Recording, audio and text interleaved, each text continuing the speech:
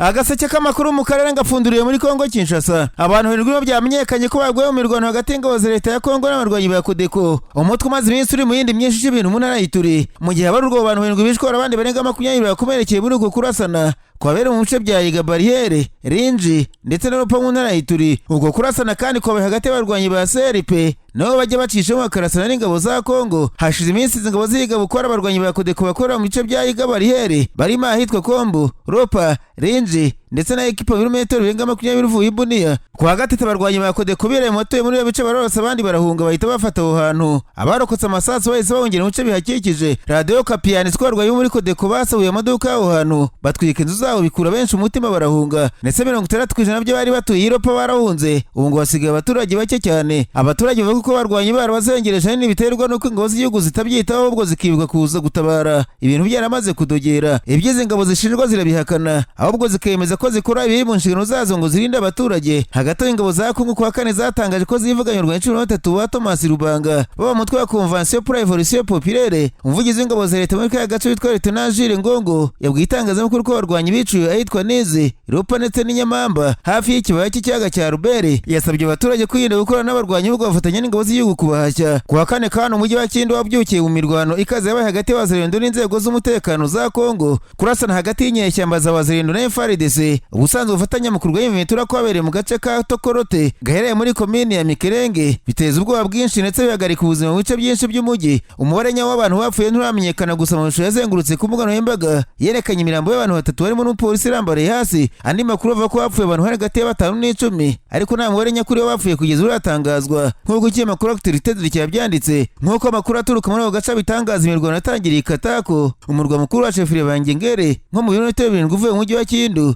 Bivuga ko inyeshyamba z'abazendu zihereyeho ngaho zatangiye zisaba abaturage babo kubagaburira ku gahato. Iyo myitwe yatumye umupolisi wari uhagaze kuri bariyeri ya Katako atabara bituma haduka amakimbirane mu gace ka Tokorote. Ahatangiriye kumvikana amasasu abaturage bahise bihisha mu ngo zabo. Mu mujyi rwagati amasoko yahise afunga abantu bava mu muhanda wundi rurambikana. Biravuga ko amasasu yavuze amasaha menshi mu mujyi wa Kindu ukamera nk'ahantu habereye intambara. Ituze ryaje kugaruka amasaha nyuma ya saa 6 mu mujyi ariko impagarara zikomeje kuhaboneka. Nararanganije amaso y'amakuru byandikirwa n'abanyamakuru bakiza amakaramu ku mapuro barandika. Banditswe leta y'u Burundi ifunzwe mu ofisi bakuru muri polisi y'igihugu. Colonel Moise Arakaza Elias Nyeganyega azira gucuruza ibikomoka kuri petrol binyuze mu nzira zitemewe n'amategeko. Tariki ya 13 kanama polisi bakorera muri komini Rumonge mu ntara Burunga bahagaritse Colonel Arakaza wari utwaye imodoka nto ya Probox yari irimo litiro 30 za risasi kubera ko Colonel Arakaza yari afite imbunda yo gukangisha bashobora kumuhagarika. Abapolisi baramuretse aragenda ntibagira na kimwe bamwambura. Nyuma y'iminota make imodoka ndoto yari itwaye ikigega cyarimo litiro 140 za lisansi yafatiwe mu gace ka Mutambara muri Rumonge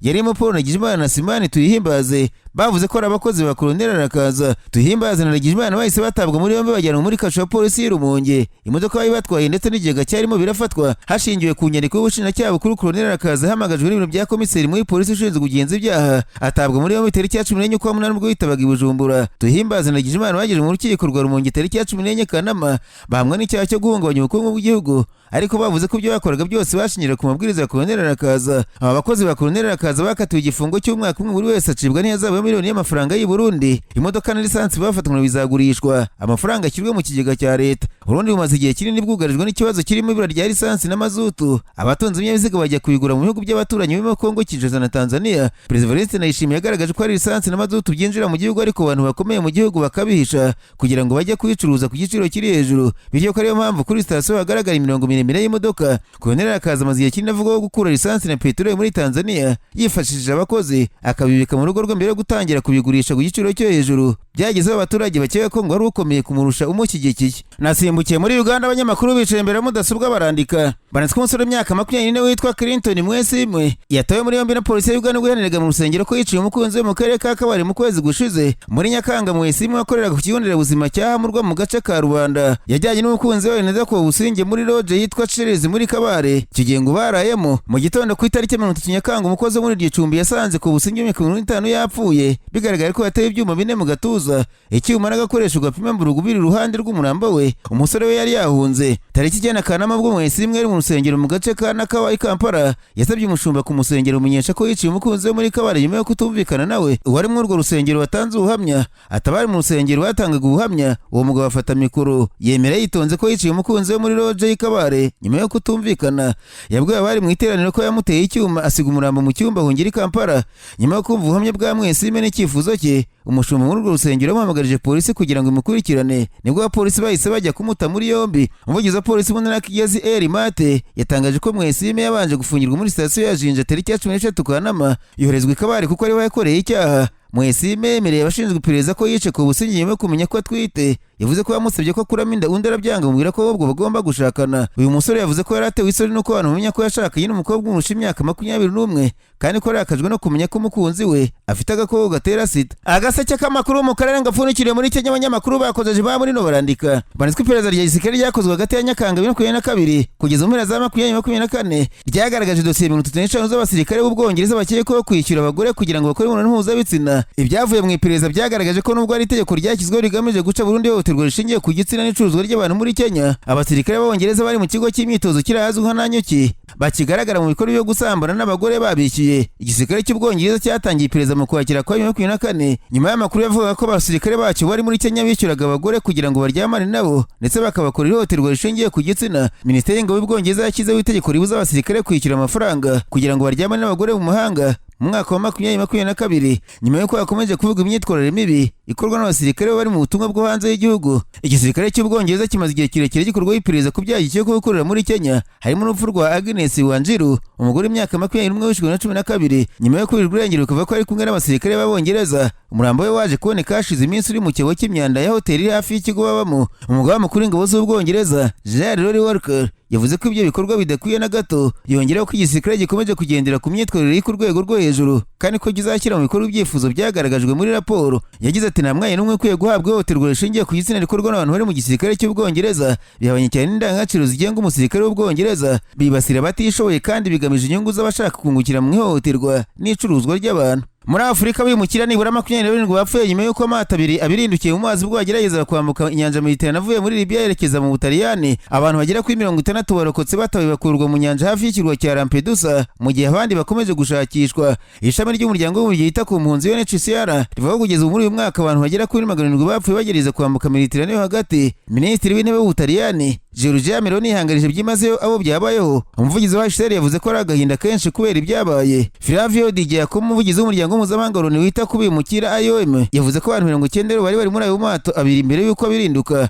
Umugore w'Umunyasomaliya uri muri bumwe muri ayo mato yabwiye ikinyamakuru la Repubulika gisohoka buri munsi kirome byamubayeho biteye ubwoba by'ukuntu yabuze umwana w'uruhinja rw'umukobwa w'umwaka umwe hamwe n'umugabo we. Ati mu buryo butunguranye hadutse akaduruvayo, sinongeye kubabona ukuntu umwana wanjye w'umukobwa yancitse bombi nababuze. Icyatumye ubumata birabihinduka ntikiremezwa, ariko barokotse bavuga n'ikinyamakuru la Repubulika bumvikanije ko igihe ubwato bwa mbere bwabirindukaga bari baburimo byabaye ngombwa kubura mu bwato bwa kabiri nabwo buhita bubirinduka. Umwe yabwiye icyo kinyamakuru ati twari twatangiye urugendo turi mu mato abiri ariko umwe bwabirindutse, rero twese twuriye muri bumwe muri ubwo, ariko ubwo bundi nabwo bwahise butangira kwinjiramo amazi. Mu itangazo yasohoye Minisitiri w'Intebe Meloni ati ibyago nk'iby'uyu munsi bibaye abantu rwo muri za 40 bagapfira mu mazi ya Mediterane, akabaro kenshi mu bituzamo twese ndetse twisanga dutekereza cyane kwikuna butagira umuntu. Abacuruza abantu bakoramo izi ngendo ziteje akaga. Ikirwa cya Lampedusa kirimo ikigo cyakirwamo bimukira kenshi kiba cyuzuyemo uburyo bw'imibereho bugoye. Buri mwaka cyakira bimukira barirwa mu 10,000 barokotse inzira kenshi biteje akaga yo kwambuka Mediterane berekeza i Burayi. Abakora urwo rugendo kenshi bagenda mu mato atitabwaho neza kandi abatwaye abantu benshi barenze ubushobozi bwayo.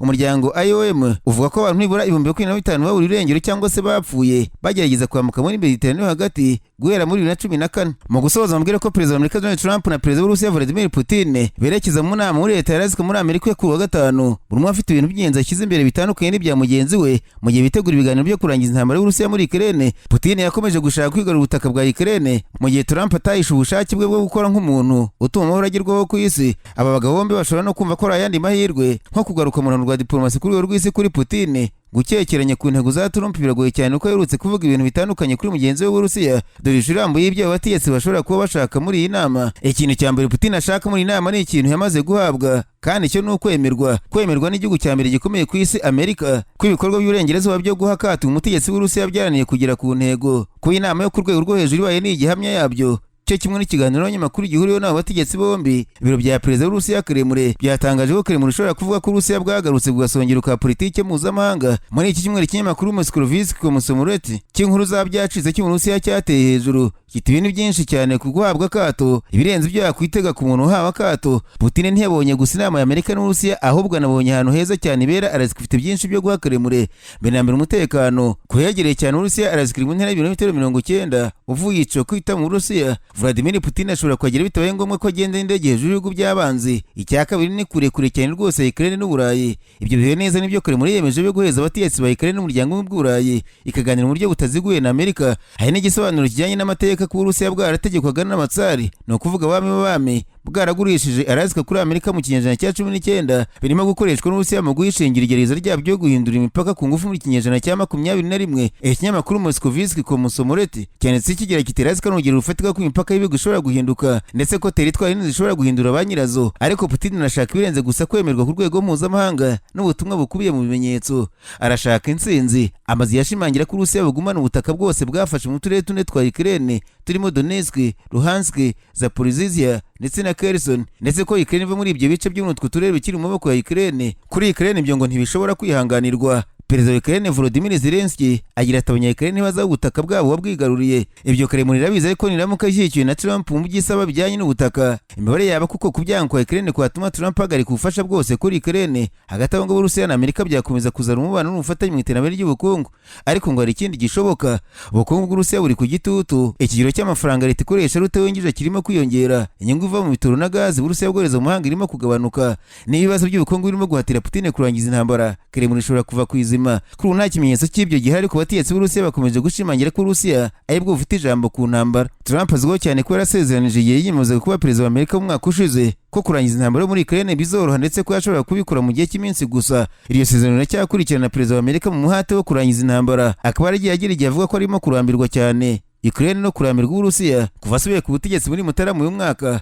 Yiharangije Zelensky mu nama yabayemo guterana amagambo y'ibintu bya perezida wa Amerika White House muri Gashyantare uyu mwaka, ndetse nyuma yaho abahagaritse bigiye gito ubufasha bwa gisirikare kuri Ukraine no guhanahana amakuru y'ubutasi hagati ya Amerika na Ukraine. Mu mezi yavuye hashize yarushijeho kunenga Putin gutsimbarara ko ahagaze no kubera ubushake bwo kurasa ku basivile, bituma Trump ashyiraho urukurikirane rw'ibihe ntarengwa by'ibihano bishya ku Burusiya n'ibindi bihugu bikorana ubucuruzi n'Uburusiya. Kuwa gatanu w'icyumweru gishize nicyo gihe ntarengwa cyavuga ngaha cyane yari yatanze, kandi cyo kimwe n'igihe ntarengwa byose byabayeho mbere yacyo byarangiye Trump akiretse. Ubu yakiriye perezida w'Uburusiya ku butaka bwa Amerika n'uganira ku bwerekanye ubutaka, ikintu Ukraine ifite ubwoba ko gishobora kubamo ko yemera guhara ubutaka nk'ingurane yo kubona amahoro. Rero ikiganiro icyo cyose ku cyo Trump ashaka mu nama ye na Putin kuri wa gatanu gitobwa n'amagambo n'ibikorwa bya perezida bihindagurika. Muri iki cyumweru Trump yagize umuhate ukomeye wo kugabanya ibyo yiteze kuri iyi nama, wenda n'ukwemera kuteruye ko hari amahirwe make yo kugera ku ntambwe ikomeye mu gihe uruhande rumwe gusa rwo mu ntambara rwo ruri muri iyi nama. Kuwa mbere yavuze ko iyi nama izaba ari yo gutera icyumvirizo. Yumvikanije ko bishoboka ko mu minota 2 ya mbere azamenya niba ashobora kujya ku masezerano na perezida w'Uburusiya. Yongera ati nshobora kubivaho nkavuga ngo amahirwe masa kandi bikaba birarangiye, nshobora kuvuga ko bitazakemuka. Kuwa kabiri Caroline Levitt ushinzwe gutangaza amakuru muri White House yashimangiye ubwo butumwa. Yavuze ko inama ari umwitozo wo gutega amatwi, ariko hagati muri iki cyumweru Trump yongeye kuvuga ko bishoboka ko amasezerano yagerwaho. Yavuze ko atekereza ko Zelensky na Putin bashaka amahoro. Ku bijyanye na Trump akenshi biba byiza cyane kwitega ibitari byitezwe, kandi Zelensky n'abategetsi b'Iburayi bavuganye nawe kuwa gatatu mu muhate wo gutuma atagera ku masezerano na Putin. Ukraine itazemera cyangwa se idashobora kwemera.